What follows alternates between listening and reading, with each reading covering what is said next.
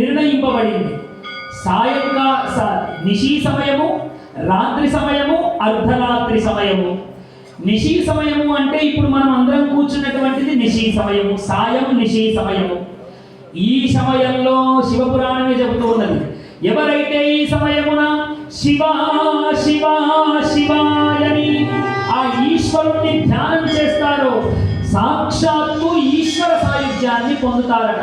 అందుకనే నిన్న చెప్పుకున్నాం కదా, తెలుసో తెలియకో సాయంకాలం ఈ పురాణాన్ని పెట్టారు. ఈశ్వరునికి ప్రీతికరమైనటువంటి ఈ సమయంలో మనం పురాణాన్ని వింటున్నాం, ప్రవచిస్తూ ఉన్నాం. కాబట్టి ఈ క్షణంలో మనమందరం ఒకసారి గట్టిగా ఆ ఈశ్వరుడి గురించి అద్భుతమైనటువంటి నామ సంకీర్తన చేస్తే ఈశ్వర అనుగ్రహాన్ని తప్పనిసరిగా మనం అందరం కూడా పొందుతాం. నమః పార్వతీపతయే, నమః పార్వతీపతయే, నమః పార్వతీపతయే.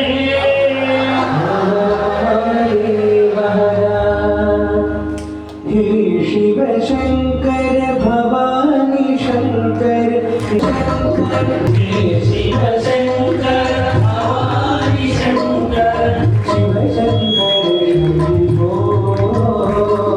शिव शंकर शंभो देवी रावती भवानी शंकर देवी रावती भवानी शंकर देवी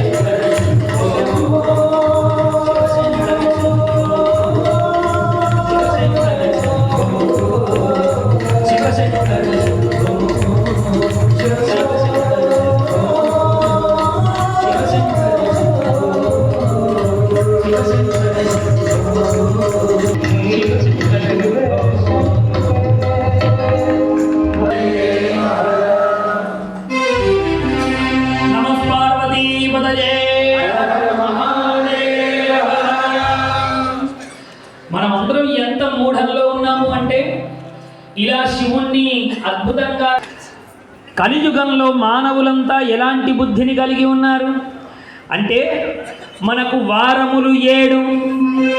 ఆది మంగళవారం హనుమంతుడు, బుధవారం అయ్యప్ప, గురువారం సాయిబాబా, శుక్రవారం అమ్మవారు, శనివారం నేను, ఆదివారం నేనే. అలా వారములను మనకు అనుకూలంగా మన అనుకూలమైనటువంటి దేవతలకు నిర్ణయం చేసుకున్నాం. ఒక్కసారి ఆలోచన శివుడు అలా ఎప్పుడు జరగదు కదా. శివపురాణం తెలియజేస్తూ ఉన్నదండి మనకు అద్భుతంగా వార ఫలితములు, వారములలో ఏ ఏ దేవతలను విశేషముగా అర్చించాలో చెప్పింది. మరి ఈ దేవతలను అర్చించినటువంటి ఫలితం సూర్యుడిలో కూడా ఈశ్వరుణ్ణి మనం ధ్యానం చేయాలట. అలా సూర్య భగవానుడిలో ఈశ్వరుణ్ణి, ఆదిత్యుణ్ణి ప్రీతిగా ఆదివారం నాడు ఎవరైతే అర్చిస్తారో వాళ్ళకు అనేకములైనటువంటి రోగములన్నీ ఆ ఆదిత్యుడు శాంతింపజేస్తారట. ఎందుకు అంటే ఆరోగ్యం భాస్కరాదిచ్చేత్, ఆరోగ్యాన్ని ఇచ్చేటువంటి వాడు భాస్కరుడు, సూర్య భగవానుడు. ఆ సూర్య భగవానుడు ఇచ్చేటువంటి ఆరోగ్యమే మనకు మహాభాగ్యము. ఈ లోకంలో ఆరోగ్యం యొక్క విలువను మన అందరికీ ఒక 3-4 సంవత్సరాల కింద అందరికీ రుచి చూపించి వెళ్ళిందండి కరోనా. ఆరోగ్యం ఉంటే ఎలా ఉంటుందో, ఆరోగ్యం చెడిపోతే ఎన్ని కోట్ల రూపాయలు మన దగ్గర ఉన్నవి ఎందుకు పనికిరానికుండా ఎలా పోతాయో మనకు తెలియజేసింది. అందుకనే ఆదివారం నాడు సూర్య భగవానుడి ప్రీతిగా ఎవరైతే ఈశ్వరారాధనలు చేస్తారో వాళ్ళ శరీరంలో ఉన్నటువంటి అనేక రోగములను ఆ పరమాత్మ నశింపజేస్తారట. అలాగే వివేకి అయిన వాడు, ఎవరైతే వివేకమును కలిగి ఉంటాడో సోమవారం నాడు సంపదల కోరి మహాలక్ష్మిని ప్రార్థిస్తే, సంపదలను కోరినటువంటి వాడు మహాలక్ష్మిని సోమవారము నాడు ఈశ్వర రూపంలో ధ్యానం చేయాలి. అలా ధ్యానం చేస్తే వాడికి అష్టైశ్వర్యములు కలుగుతాయట. అంతేకాదు మంగళవారము నాడు రోగములు తగ్గుటకై ఈశ్వరారాధన చేయవలే. మంగళవారం కూడా రోగములు తగ్గడం కొరకు ఈశ్వరారాధన చేయాలట. బుధవారం నాడు పండితునకు పెరుగన్నము నైవేద్యం పెట్టి, ఈశ్వరుడికి నైవేద్యం పెట్టి పండితులకు పెరుగన్నమును గనక ఎవరైతే దానమును చేస్తారో వాళ్లకు కూడా అద్భుతమైనటువంటి స్థితి కలుగుతుందని బుధవారం ఈశ్వరారాధన ఫలితము చెప్పబడింది. అలాగే ఆయుష్ను ఆరోగ్యమును కోరిన వాడు గురువారము, ఈశ్వరుని ఆయుష్ను ఆరోగ్యం కోరినటువంటి వాడు గురువారం నాడు అర్చన చేయాలట. అదే విధంగా శుక్రవారం నాడు శ్రద్ధ కలిగినటువంటి వాడై వాడు సకల దేవతారాధనలను ఎవరైతే అర్చన చేస్తాడో వాడు కూడా ఈశ్వర సాయుధ్యాన్ని పొందుతాడట. శుక్రవారం నాడు ఈశ్వరుని సకల దేవతారాధన రూపంలో ఈశ్వరుణ్ణి ఆరాధించినటువంటి వాడు. శనివారం నాడు రుద్రాది దేవతలను ఆరాధించువాడు, ఎవరైతే రుద్రాది దేవతలను శనివారం నాడు అర్చిస్తాడో వాడు 7 జన్మముల దరిద్రములన్నింటినీ దూరం చేసుకోగలుగుతాడట. ఇలా 7 వారములలో పరమేశ్వరుని ప్రీతిగా ఎవరైతే ఆరాధన చేస్తారో, మరి ఆయా దేవతలను అర్చించినటువంటి ఆరాధన, మనం అందరం కలియుగంలో ఉన్నాం కాబట్టి మన ఇష్ట దైవాలను మనం అందరం కూడా కొలుచుకుంటాం, దాంట్లో తప్పు లేదు. కానీ ఈ దైవతారాధన అంతా ఈశ్వరుడికి ఎలా ముడుతుంది? వేదమే చెప్పింది, ఆకాశాత్ పతితం తోయం యథా గచ్చతి సాగరం సర్వదేవ నమస్కారః కేశవం ప్రతిగచ్చతి. ఆకాశం నుండి పడినటువంటి ప్రతి నీటి బొట్టు ఏ విధంగా అయితే సముద్రంలో వెళ్ళి కలుస్తుందో, అలాగే నీవు ఏ దేవతకు నమస్కారం చేసినా ఆ నమస్కారం పూర్తిగా కేశవం ప్రతిగచ్చతి, ఆ కేశవుడికే, ఆ పరమేశ్వరుడికే ఆ నమస్కారం చేరుతుంది. కాబట్టి ఈ వారము ఆ వారము అని తేడా లేదండి. మీరు ఏ వారము ఎవరికి మొక్కినా అది పరమేశ్వరుడికి మాత్రమే చేరుతుంది. కాబట్టి మనం పెట్టేటువంటి నమస్కారంలో సంస్కారము ఉండవలే.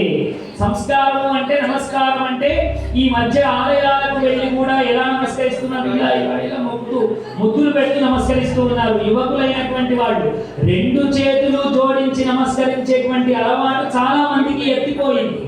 నిజంగా రెండు చేతులతో నమస్కరించమని మనకు వేదము శృతులు చెబుతూ ఉన్నాయి. రెండు చేతులతో కాకుండా ఒక్క చేతితో నమస్కారం చేస్తే సప్త జన్మ కృతం పుణ్యం. ఒకవేళ నీవు 7 జన్మలలో ఒక ఆవగింజంతైన పుణ్యం గనక చేసుకొని ఉంటే ఆయంత పుణ్యము పోతుందట ఒక చేతితో నమస్కారం చేస్తే. అది ఈశ్వరుడికైనా సరే, మనకంటే వయసులో పెద్దవారినైనా సరే. ఇప్పుడు ఎలాగండి తల్లిదండ్రులు నేర్పుతున్నారు, ఒరే అదిగో తాత హాయ్ అని, తాతకు హాయ్ చెప్పు, తాతకు హాయ్ చెప్పు అనమే వాడు తాతకు హాయ్ తాత బాయ్ తాత, ఇలా ఒక చేతితోనే నమస్కారాలు నేర్పుతూ ఉన్నారు. తాతగారికి నమస్కారం పెట్టరా నాన్న అని ఇలా రెండు చేతులతో నమస్కరించేటువంటి సంస్కారము నేర్పే ఆ అద్భుతమైనటువంటి కర్మభూమిలో మనం అందరం కూడా పుట్టాము. నమస్కారం చేస్తే ఆత్మ పరమాత్మ రెండూ కలిపి నీలో ఉన్న పరమాత్మకు నమస్కరిస్తున్నానని చెప్పడమే నమస్కారం యొక్క సంస్కృతి.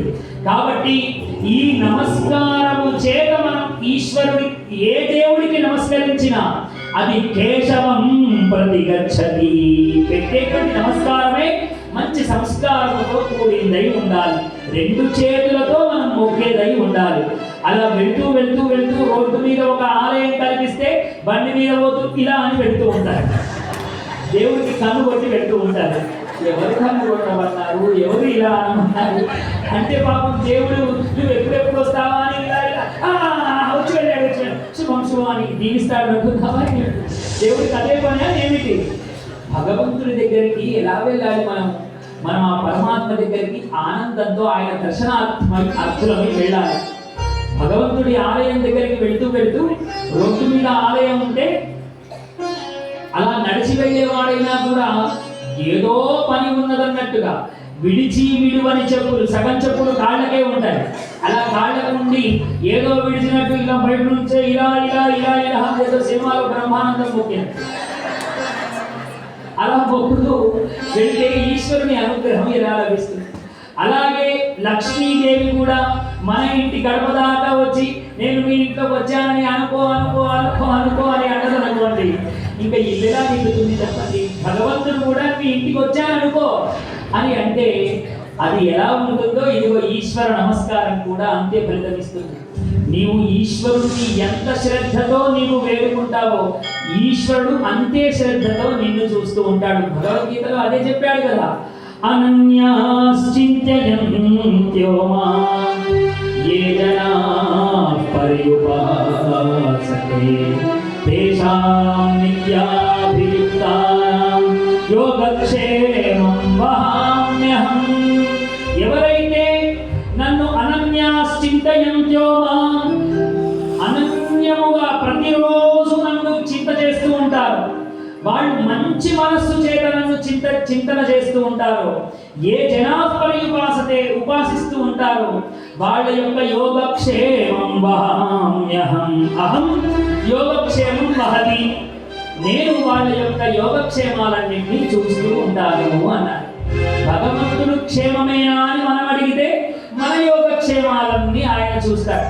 ఒకసారి అలా వెళుతూ వెళుతూ మీ వాహనాన్ని గుడి ముందు ఆపి మీరు గుళ్ళోకి వెళ్ళి దేవుడికి ఒక్క నమస్కారం చేసి మీరు ఏ కార్యార్థి అయి వెళుతూ ఉన్నారో మీ కార్యము నెరవేర్చడానికి మీ వెనక సేటు మీద భగవంతుడు వచ్చి కూర్చొని మరి మీ కార్యాన్ని సిద్ధింపజేస్తాడండి.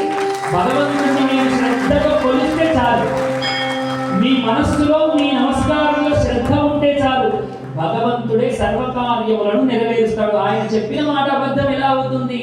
మీరు నా గురించి చింతిస్తే నేను మీ గురించి చింతిస్తానని చెప్పాడు గీతాచార్యుడు. కాబట్టి మన చింత అంతా ఆయన గురించి మాత్రమే. ఇక్కడ శివపురాణం వింటున్నా లేదా ఇంకొక అభిషేకం చేసినా పూజ చేసినా మన చింత అంతా భగవంతుడి కొరకు మాత్రం ఉంటేనే ఆ చింత సఫలం పొందుతుంది. హర నమః పార్వతీపతయే, హర నమః పార్వతీపతయే. ఏదైనా దివ్య కార్యము చేసేటప్పుడు ఇంత పెద్ద అద్భుతమైనటువంటి శివపురాణం నిర్వహణ చేసేటప్పుడు కొంతమంది దాతలుగా ధన రూపంలో ఇస్తూ ఉంటారు, కొంతమంది వస్తు రూపంలో ఇస్తూ ఉంటారు, కానీ ఏది ఇవ్వలేనటువంటి స్థితిలో కూడా కొంతమంది ఉంటారు. అలాంటి స్థితిలో ఉన్నటువంటి వాడు శ్రద్ధా రూపములో ఈశ్వరుణ్ణి ఆరాధన చేయాలట, సేవ రూపంలో ఆ పరమాత్మను ఆరాధన చేయాలట. అలా 1,00,00,000 రూపాయలు ఇచ్చిన వాడికి ఎంత పుణ్యమో శ్రద్ధా రూపంలో ఆరాధన చేసే వాడికి అంతే పుణ్యమని శివపురాణం మనకు తెలియజేస్తూ ఉన్నది. కాబట్టి దేవయజ్ఞమును నిర్వర్తించవలే, దేవతా పూజను దేవతా ఆరాధనను ఒక యజ్ఞము మాదిరిగా నిర్వర్తించాలి. భగవంతుడి యందు ప్రేమ కలిగినటువంటి భావనను కలిగి ఉండాలి. ఎవరో చూస్తున్నారనేటువంటి భావనతో, ఎవరో నాకు ఏదో కిరీటం పెడతారనేటువంటి భావనతో మనం భగవతారాధన చేస్తే అది రాజసిక తామసిక భక్తి అవుతుంది తప్ప సాత్విక భక్తి ఎన్నటికీ అనిపించదు. కాబట్టి భగవంతుణ్ణి మనం మనసులో నుండి నిన్న చెప్పుకున్నాం, ఆశోషయామితి కేశవం. మనం భగవంతుణ్ణి ఈశ్వరా అని ప్రార్థిస్తే ఆ నామ సంకీర్తన కైలాసానికి ముట్టేటట్టుగా మనము ఆశోషయామితి, మన గొంతులో ఉన్న శక్తినంతా కూడా కలిపి మనం ఈశ్వరుణ్ణి పిలవాలి తప్ప ఏదో 10 మంది చూస్తున్నారనేటువంటి భావనతో కాదు. అలా మనం అందరం ఒక్కసారి పెద్ద గొంతుతో ఈశ్వర నామ సంకీర్తన మనం అందరం మరొక్కసారి ఆ ఈశ్వరుణ్ణి ప్రార్థిద్దాం. నమః పార్వతీ పతయే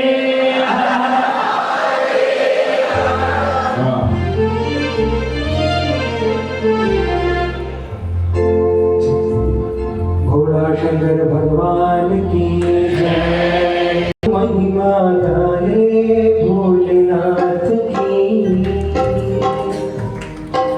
भक्ति में खो जाए शंभुनाथ की। ओ आओ महिमा गाए भोलेनाथ की,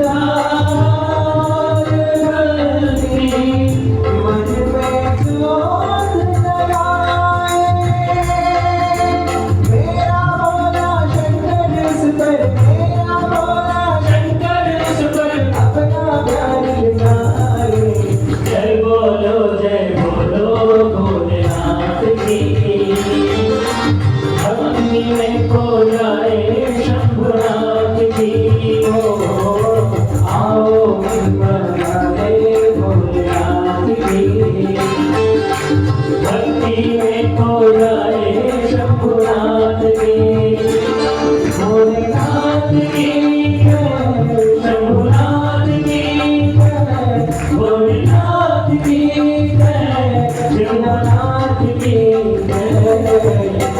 बोलो जय बोलो भोलेनाथ की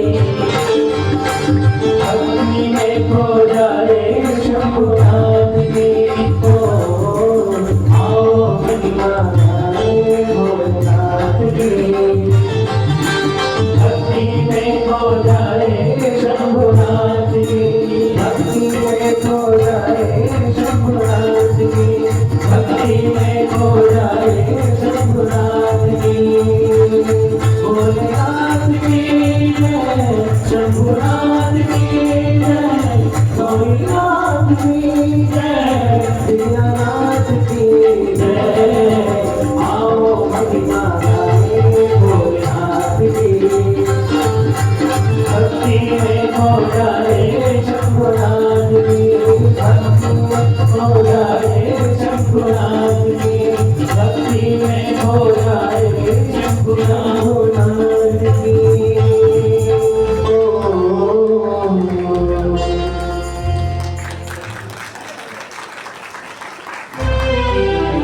नमः पार्वती पतये हर हर महादेव మనమందరం కూడా ఈ శివపురాణాన్ని వినడము ఆ శివుడి యొక్క భక్తిలో నిజంగా మునిగిపోవడం కొరకే మనం అందరం కూడా వింటూ ఉన్నాం.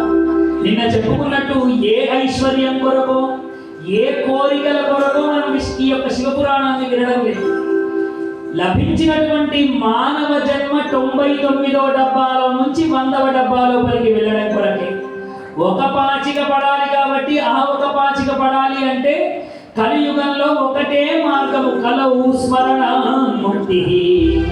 ఇలాంటి సాంగత్యము ఇలాంటి స్మరణ ద్వారా మాత్రమే ఈ శరీరం విడిచిపెట్టిన తర్వాత ఆ ఒక్క పాచిక పడి మనం ఆ యొక్క కైలాసానికో వైకుంఠానికో వెళ్తాం.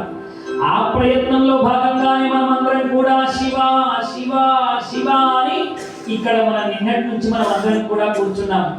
నిజంగా శివ అన్నటువంటి ఈ 2 అక్షరాల మంత్రము ఎంత అద్భుతమైంది. శమ్నిత్య సుఖమానందం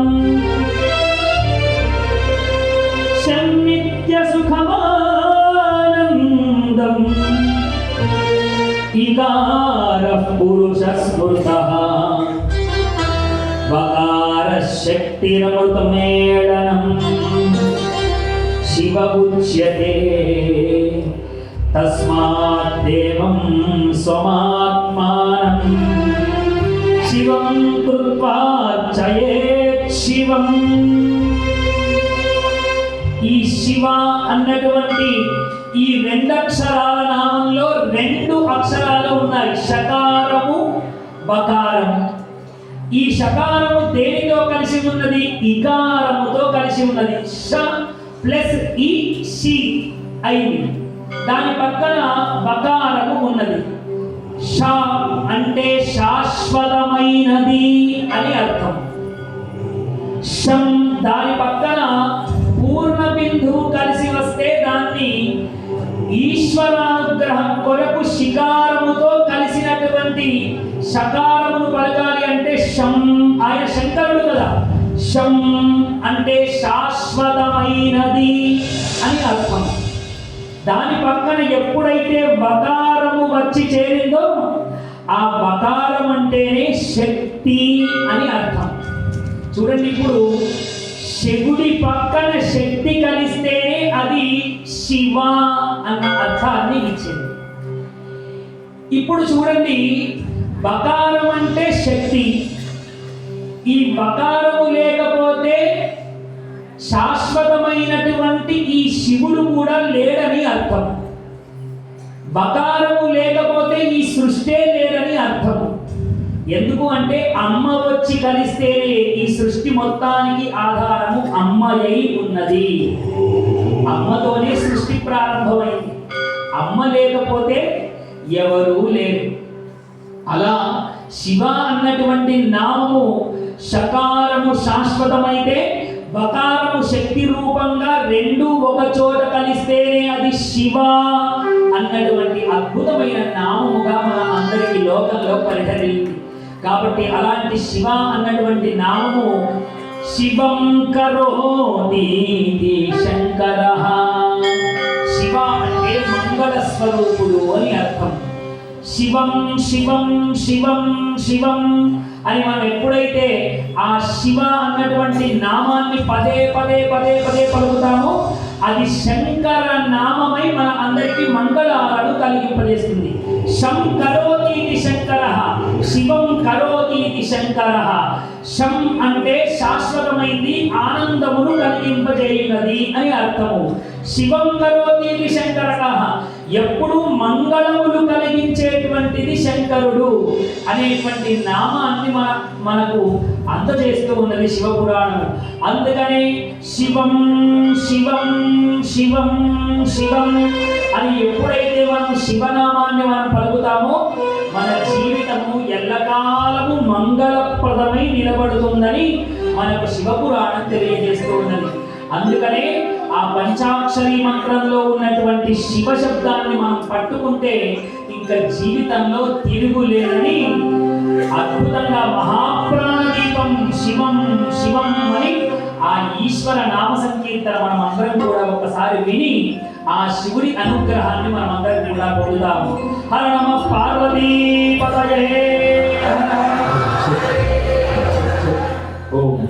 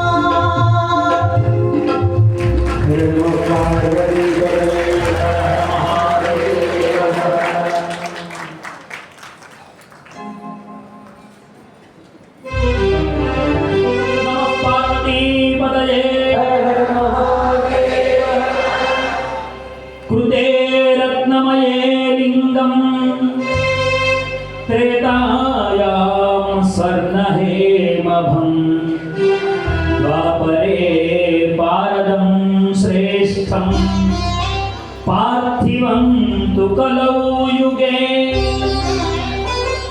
అలాంటి స్వామి లింగ రూపంలో మన అందరికీ దర్శనమిస్తూ ఉంటే యుగాలు 4 ఉన్నాయని చెప్పుకున్నాం. కృతయుగం, త్రేతాయుగం, ద్వాపరం, కలియుగం. ఒక్కొక్క యుగంలో ఆ స్వామిని ఒక్కొక్క రకంగా లింగ రూపంలో అర్చించేవారు. కృతయుగంలో రత్నాలతో పొదగబడినటువంటి శివలింగాన్ని అర్చిస్తే ఆ యుగ ధర్మం ప్రకారంగా శివుడి యొక్క అనుగ్రహాన్ని బాగా పొందేవారు. దాని తర్వాత వచ్చినటువంటిది త్రేతాయుగం. త్రేతాయుగంలో బంగారముతో తయారు చేయబడినటువంటి లింగాన్ని అర్చిస్తే పుణ్యం వచ్చేదట. తర్వాత వచ్చింది ద్వాపర యుగము. ద్వాపర యుగంలో రసలింగము పాదరసముతో తయారు చేయబడినటువంటి లింగాన్ని అర్చిస్తే పుణ్యము లభించేదట. అదృష్టం ఏమిటి అంటే నిజామాబాద్ జిల్లాలోనే అంసాపూర్ అని మీ అందరికీ తెలిసే ఉంటుంది. ఆర్మూర్ పట్టణానికి దగ్గరలో అంసాపూర్ గ్రామంలో దాదాపుగా 4 టన్నుల పైన పాదరసంతో తయారు చేయబడినటువంటి దత్తక్షేత్రం విఠలగౌరి మహారాజు గారు నిర్మించినటువంటి అద్భుతమైనటువంటి దత్తక్షేత్రం. మా అదృష్టం ఏమిటంటే దాని ప్రతిష్టాపన కార్యక్రమంలో వేద పాఠశాలకు వెళ్ళిన కొత్తలో మా గురువు గారితో అక్కడ ప్రతిష్టలో పాల్గొనేటువంటి అదృష్టం మాకు లభించింది. అలాంటి దివ్యమైనటువంటి రసలింగార్చన ద్వాపర యుగంలో పాదరసలింగాన్ని అర్చిస్తే ఆ పుణ్యం లభించేదట. తర్వాత వచ్చింది ఇప్పుడు మనం ఉన్నది కలియుగం. కలవు పార్థివం తు కలవు యుగే. కలియుగంలో మట్టితో చేయబడినటువంటి లింగార్చనని అద్భుతమైనటువంటి ఫలితాలను ఇస్తుందని మనకు శివపురాణం తెలియజేస్తూ ఉన్నది. అందుకనే మహాలింగార్చన అని 365 మట్టి లింగములను పేర్చి అద్భుతంగా కలియుగంలో ఎవరైతే అర్చిస్తారో, మహాలింగార్చన అంటే 365 లింగములు. అదే మట్టి లింగములను సహస్రలింగార్చన అంటే 1000 మట్టి లింగములను పెట్టి 1000 లింగములను అర్చించడం ఒక భాగం. అలా ఎవరైతే మట్టితో చేయబడినటువంటి లింగములను కలియుగంలో అర్చిస్తారో వాళ్లకు దివ్యమైనటువంటి అనుగ్రహం లభిస్తుందని శివపురాణం మనకు తెలియజేస్తున్నది. యథా సర్వేషు మంత్రేషు ప్రణవో హి మహాస్మృతః తథేదం పార్థివం శ్రేష్టం ఆరాధ్యం పూజయేమహి. ఎవరైతే కలియుగంలో పార్థివలింగార్చన చేస్తారో సమస్త వేదములు శాస్త్రములు చదివినటువంటి పుణ్య ఫలితాన్ని ఎంతైతే పొందుతారో ఒక్క పార్థివలింగార్చన వల్ల అంత పుణ్యాన్ని పొందుతారట, మట్టి లింగాన్ని అర్చించడం వల్ల. అంతేకాదు యథా పురీషు సర్వాసు కాశీ శ్రేష్టతమా స్మృతా. ఈ కర్మభూమిలో భారతదేశంలో ఉన్నటువంటి కాశీ మొదలైనటువంటి పుణ్యక్షేత్రములన్నీ దర్శిస్తే ఎంత పుణ్యమో పార్థివలింగార్చన మట్టి లింగాన్ని పూజిస్తే అంత పుణ్యం లభిస్తుందట. అంతేకాదు యథామ్రతేషు సర్వేషు శివరాత్రి వ్రతం పరం. లోకంలో అనేక వ్రతములు చేసినటువంటి ఫలితము, అలాగే శివరాత్రి నాడు ఉపవాసం చేసినటువంటి పుణ్య ఫలితము ఒక్క మట్టి లింగమును ఆరాధన చేస్తే, కలియుగంలో పార్థివలింగార్చన చేస్తే కలుగుతుందని మనకు అద్భుతంగా ఈ యొక్క శివపురాణంలో చెప్పబడింది. అందుకనే మీరు ఎక్కడ చూడండి, ఇక్కడ మన ముందు ఉన్నటువంటి లింగము కింద రాతితో చేయబడినదే. రాతి లింగం అంటేనే మట్టి, రాయి అన్న మట్టితోనే అది కూడుకొని ఉన్నటువంటిది. ఏ ఆలయంలో ఉన్న లింగము రాతి లింగమే ప్రతిష్ఠిస్తూ ఉన్నాం. కాబట్టి కలియుగంలో మీరు ఎక్కడైనా నదీ తీరానికి వెళ్తే అప్పటికప్పుడు సైకతతో ఇసుకతో లింగాలను చేసుకొని మాతృమూర్తులందరూ ఆరాధన చేస్తూ ఉంటారు. అలా మట్టితో చేయబడినటువంటి లింగమునకే మీరు అద్భుతంగా హరితాళికా వ్రతమును ఆచరించిన ఆ అద్భుతంగా శిబిలన్నీ ఏర్పాటు చేసి గడ్డితో దాన్ని బాగా పెంచి దానిలో మట్టితో లింగము చేసి పార్వతీదేవి ఏ విధంగా అయితే అర్చించిందో సౌభాగ్యవతులందరూ మట్టి లింగమును పెట్టి ఆ స్వామిని అర్చిస్తూ ఉంటారు. అందుకనే కలియుగంలో మృత్తికా లింగార్చన, మృన్మయ లింగార్చననే అద్భుతమైనటువంటి శక్తిని కలిగిస్తుందని మనకు శివపురాణం తెలియజేస్తున్నది. హర నమః పార్వతీపతయే. హర నమః పార్వతీపతయే.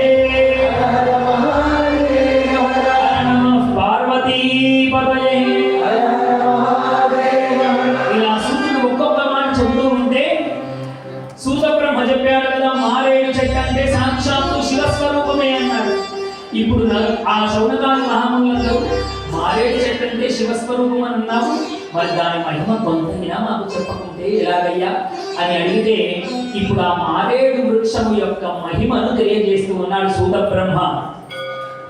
మహాదేవ స్వరూపోయం బిల్వో దైవైరపిస్తుతః యథా కథం చిదేతస్య మహిమా జ్ఞాయతే కథం పుణ్యతీర్థాని యావంతి లోకేషు ప్రతిగాన్యపి తాని సర్వాణి తీర్థాని బిల్వమూలే వసంతి బిల్వమూలే మహాదేవం లింగరూపిణమవ్యయం యః పూజయతి పుణ్యాత్మా స శివం ప్రాప్నుయాత్ ధ్రువం బిల్వమూలే జలైరస్తు మూర్ధాననుభిషంచతి స సర్వతీర్థస్నాత్వా స ఏవ భూమి పావనః. ఋషులారా, మారేడు చెట్టు అంటే సాక్షాత్తు శివస్వరూపమే. ఎందుకో తెలుసా?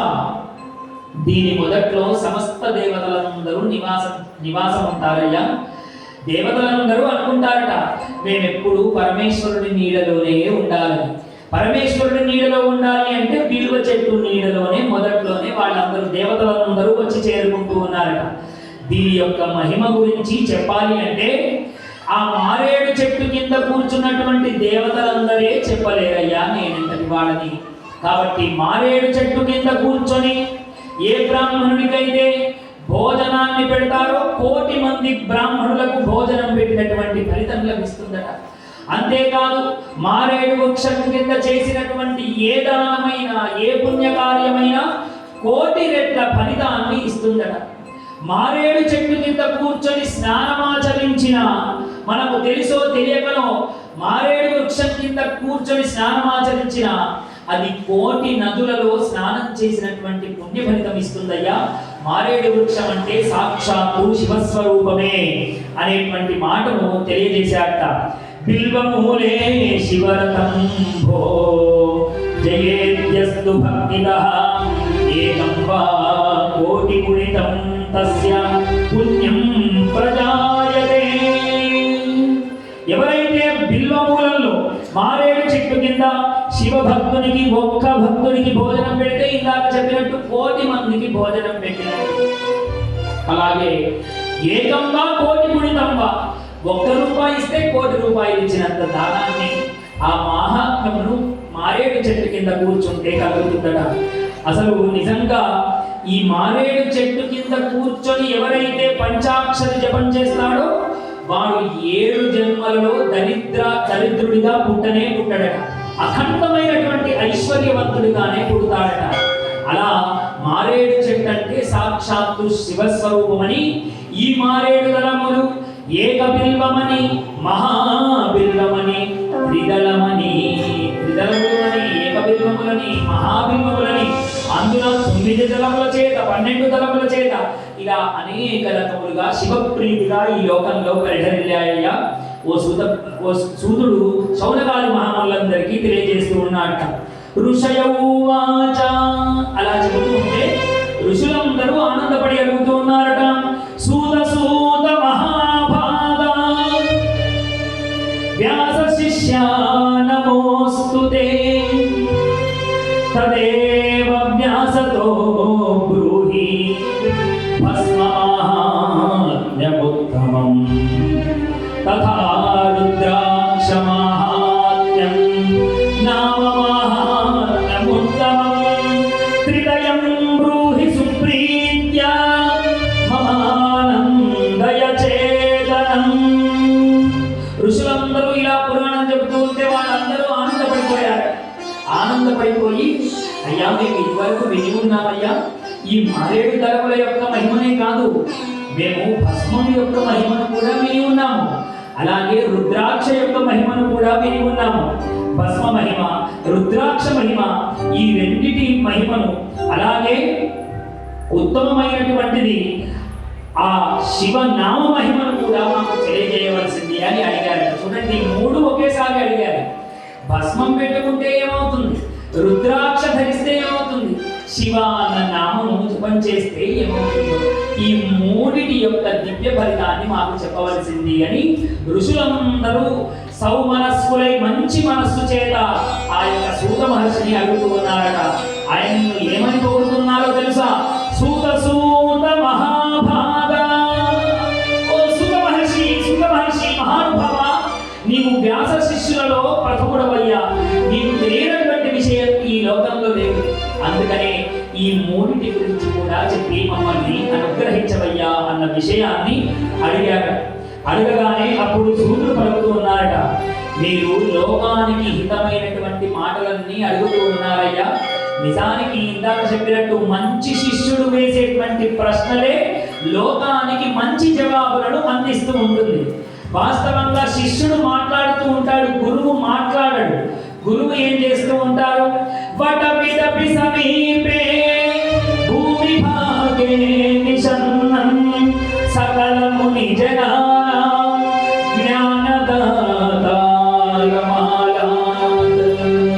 ఆ దక్షిణామూర్తి స్వరూపంగా స్వామి ఎప్పుడైతే ఆ మర్రి వృక్షం కింద కూర్చుంటాడో, కూర్చొని ఉంటే శిష్యులందరూ మాట్లాడుతూ ఉంటారు.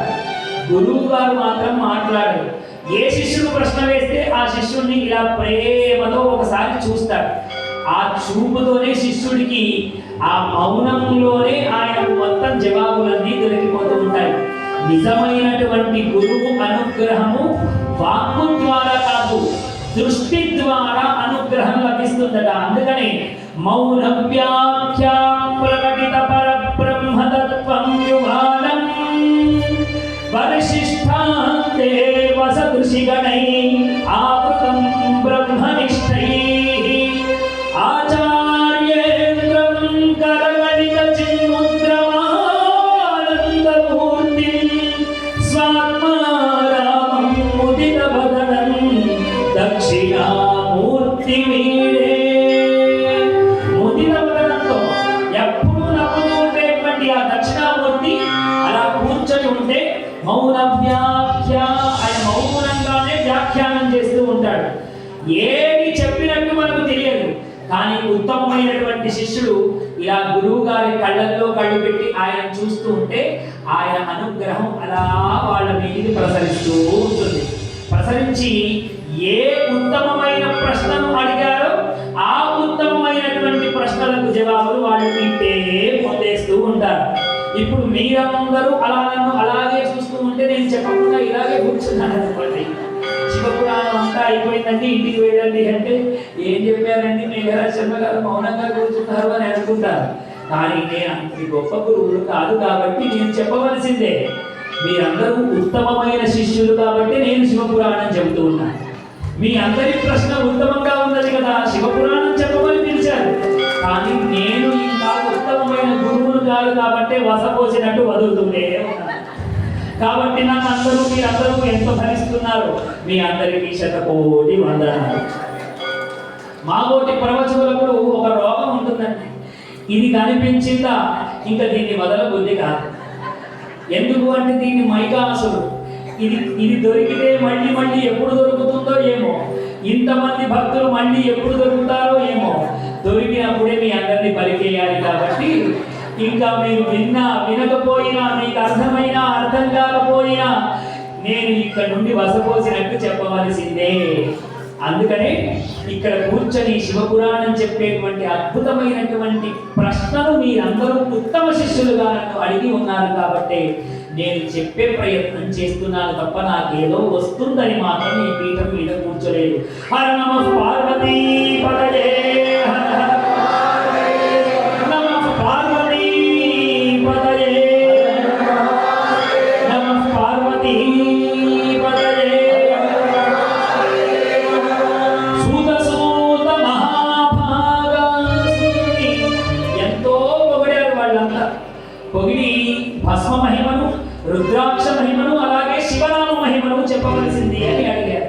ఇప్పుడు సూత బ్రహ్మ చెప్పడానికి కూర్చొని, అయ్యా శిష్యులారా, ఒక్క ప్రశ్న వేయలేదు మీరు. ఏదో ఒకటి అడిగితే నేను ఇప్పుడు వెంటనే చెప్పగలిగేవాడిని. సమయం చూస్తే 7:45 అవుతోంది. ఇప్పుడు ప్రారంభిస్తే ఎంత అవుతుందో అని మీ అందరి మనసులో ఎలాంటి శంక కలిగిందో సూత బ్రహ్మ దృష్టిలో కూడా అంతే కలిగిందట. ఆ శిష్యులందరూ అలాగే అనుకున్నారు. 3 ప్రశ్నలు అయితే వేసాం కానీ ఇప్పుడు ఎంతసేపు పురాణం చెప్తారో ఏమిటో. అందుకని ఈ ప్రశ్నలకు జవాబులు సూత బ్రహ్మ మనకు రేపటి రోజున చెప్తారు. ఆ ప్రశ్నల నుంచి భస్మ మహిమ, రుద్రాక్ష మహిమ, ఆ శివనామ మహిమను మనం రేపటి పురాణంలో అద్భుతంగా చెప్పుకుంటాం. హర నమః పార్వతీపతయే. సర్వం శ్రీ శివ పరబ్రహ్మార్పణమస్తు. ఇప్పుడు ఆ పరమాత్మకు జరిగేటువంటి పురాణ ప్రవచనంలో మనం ఒక 20 నిమిషాల ముందు ఆ నటరాజస్వామిని మనం అందరం ఆయన కరుణను పొందాలి కాబట్టి మీరందరూ కూర్చొని మీ కాళ్ళు పట్టేసి ఉంటారు. అందుకని అద్భుతమైన నాట్య సేవతో అమ్మలే కాదు అయ్యలు, ఇక్కడ వయసుతో సంబంధం లేదు, మీరందరూ ఆ పరమాత్మతో ఆనందంగా, ఎందుకంటే ఆ పరమాత్మ నాట్యం ఆడేటువంటి సమయం ఈ సమయమే. ఆయనతో పాటు నాట్యం ఆడే అద్భుతమైనటువంటి శక్తి యుక్తి మనకు కలిగినందుకు ఆనందపడి నృత్య సేవలో మనం అందరం పాల్గొందాం. నమః పార్వతీపతయే. హర హర మహాదేవ.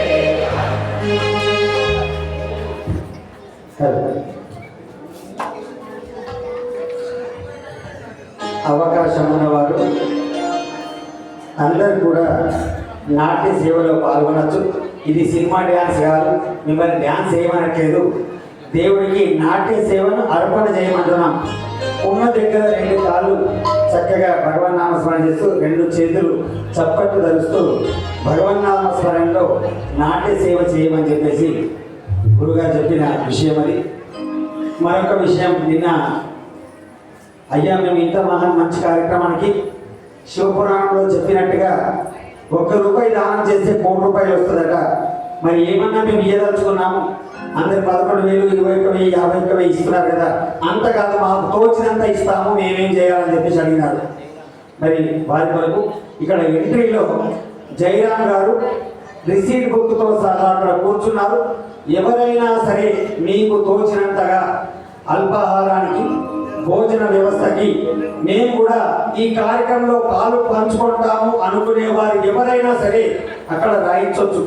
5 రూపాయలు, 10 రూపాయలు ఏమన్నా కాదు. ఇంకొక 10 నిమిషాల తర్వాత వెళ్ళాల్సిందిగా మనవి. ఏదైతే అల్పాహారం తయారైతుందో ఇంకో 10 నిమిషాల తర్వాత పూర్తవుతుంది, అప్పుడు మీకు ఇవ్వడం జరుగుతుంది.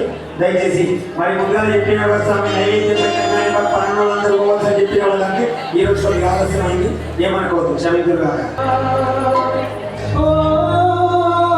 Thank you.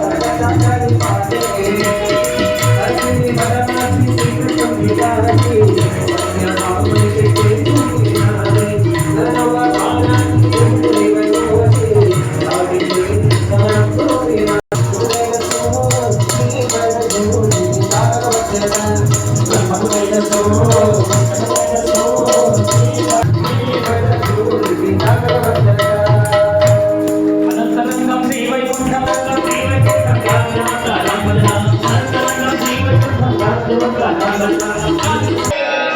నమః పార్వతీ పతయే హర హర. 2 నిమిషాల్లో సన్మానం అంటే ముద్దు.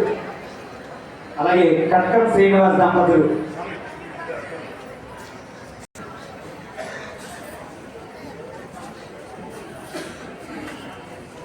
ఆడవాళ్ళు పైన ఉండండి. వారి యొక్క హారతి కార్యక్రమంలో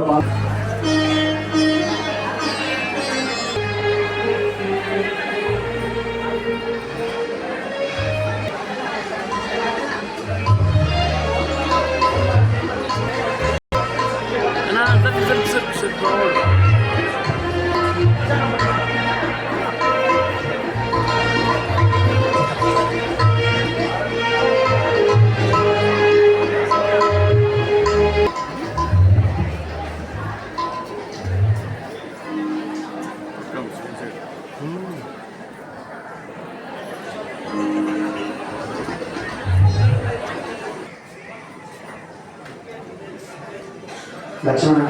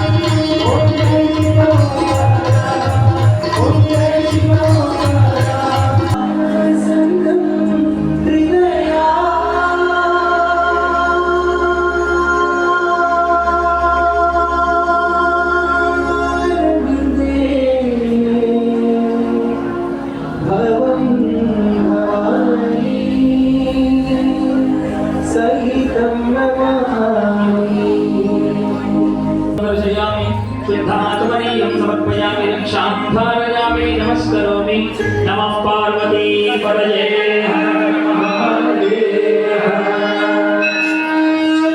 तत्पुरुषाय विद्महे महादेवाय धीमहि तन्नो रुद्रः प्रचोदयात् कात्यायनाय विद्महे कन्याकुमारी धीमहि तन्नो दुर्गः प्रचोदयात् यो वेदादौ स्वरप्रोक्तो वेदान्ते प्रतिष्ठितः तस्य प्रयुलीनस्य पदस्य महेश्वरः वेदोक्तं सुवर्णदिव्यमन्तपुष्पाञ्जलिं समर्पयामि प्रदक्षिणं यानि कानि च पापानि जन्मान्तरकृतानि च तानि तानि प्रणश्यन्ति प्रदक्षिणपदे पदे पापोऽहं पापकर्माहं पापात्मा पापसम्भव राणि मां कृपया एव शरणागतवत्सला अन्यथा शरणं न तस्मात् कारुण्यभावेन समर्पयामि पुनः पूजां गङ्गेन चक्रचामरादि पुनः पूजां समर्पयामि मन्त्रविहीनं परमेश्वर यत्पूजितं वयामि दीक्षया क्रियमाणकरिष्यमाण श्रीशिवमहापुराण प्रवचनपारायण अभिषेचन अर्चनेन द्वितीयदिवस आचरितपूजनेन स्मरार्चनेन भगवान् सर्वात्मकः श्री परमेश्वरार्पणमस्तु प्रजाभ्यः परिपालयन्तां न्यायेन मार्गेण महेशाः गोब्राह्मणेभ्यः शुभमस्तु नित्यं लोकाः समस्ताः सुखिनो भवन्तु काले वर्षे मध्यन्यः पृथिवी शशिशालिनी येषोऽयं शोभरहितो ब्राह्मणाः सन्तु निर्भयाः अपुत्रिणः सन्ति बहुत्रिणः अधनाः सजनाः सन्तु जीवन्तु जनतां मङ्गलं कौशलेन्द्राय महनीय गुणात्मने चक्रवर्ति तनोदायाः सार्वभौमाय काशी क्षेत्र निवासाय कामिनार्थप्रदायिने विशालाक्षि समेताय विश्वनाथाय मङ्गलं धर्मस्य अधर्मस्य प्राण्यां गवां विश्वस्य